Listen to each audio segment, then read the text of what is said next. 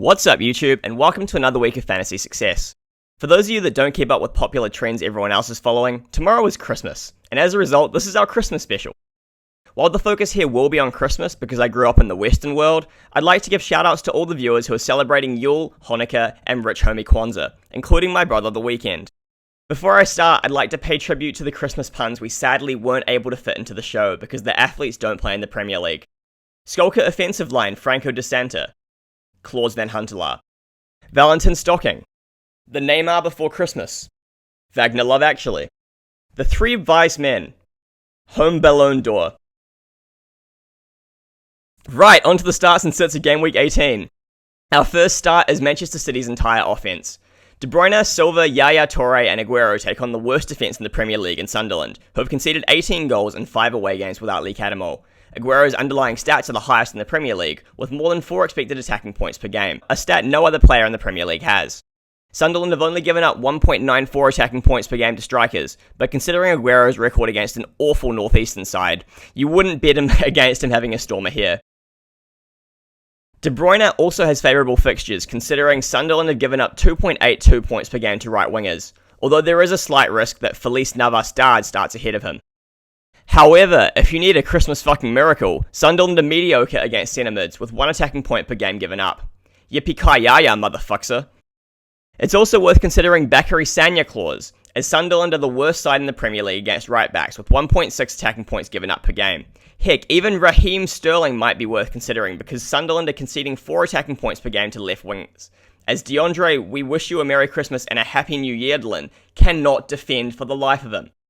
Next is Harry Kane. As some of you may have heard, Prince Harry was challenged to beat Lionel Messi's 2015 goal-scoring record, which only requires him to score 21 goals in his next game against Norwich. Needless to say, he plans to rise to the occasion.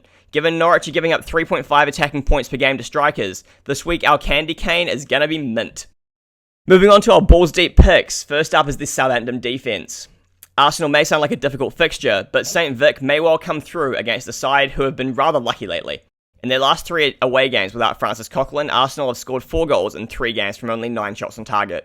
With Paulo Gazzaniga's 27% goals over shots on target rate, Arsenal could expect only 0.82 goals with the same level of performance. Arsenal have been strong offensively in the past, but today is the one day a year you should really be worrying about the present, no matter how enticing the theology is.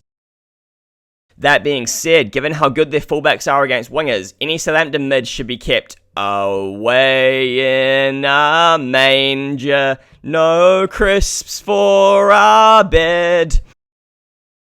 Next up is Christian Eriksen. Norwich are awful against left wingers, just like my singing, with 3.35 attacking points being the second most given up to the position in the league. With Clinton Jesus out with knee surgery, he's likely to play the full game, and despite his recent impish performances, he has the potential to be admirable this week. Next is Josh King, one of the 3 kings, the Premier League stars, should have a good week this week as he looks to reclaim the palace and prove himself as the king of kings. It's all about the game and how you play it. All about results and if you can take it. Crystal Palace have given up the most points to strikers and left wingers with 2.1 and 1.4 respectively. So in Max Dreidl's absence, Stanislas also remains a solid option. Next up is Juan Mata. Stoke have been solid since the Shawcross redemption, conceding 0 goals until last week when a penalty from the Wicker Man and a thunder bastard from Chung Yong Lee burned through Butland's hands. Obviously Stoke are an elite defence, but right wingers have made mincemeat of Piters with 1.4 points per game. Hakuna Matata. It's a wonderful phrase. With 28 chances created, he's a passing craze. There'll be no worries if your balls are ablaze. He's our logic-free philosophy, Hakuna Matata.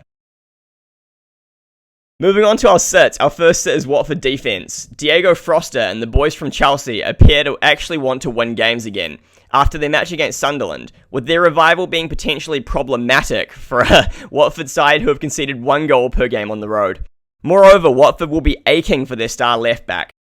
Chelsea's attackers will be able to slip through this defense like ramen. Nyom nyom nyom. Next is Liverpool's entire offense. Ignoring the black mark in the match against Everton, where Leicester's defense were as bad as my homemade eggnog. Was it Lewiski?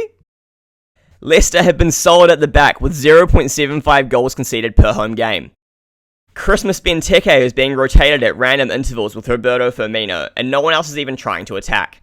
The only option in this team even worth playing is Coutinho, who, given Leicester are giving up 2.71 points per game to left wingers, could well bring you a Merry Christmas. We won't be back until after the new year, as I'm going up north until January 3rd to workshop some new statistical models. So, see ya, good luck, don't fuck it up, and have a good Christmas.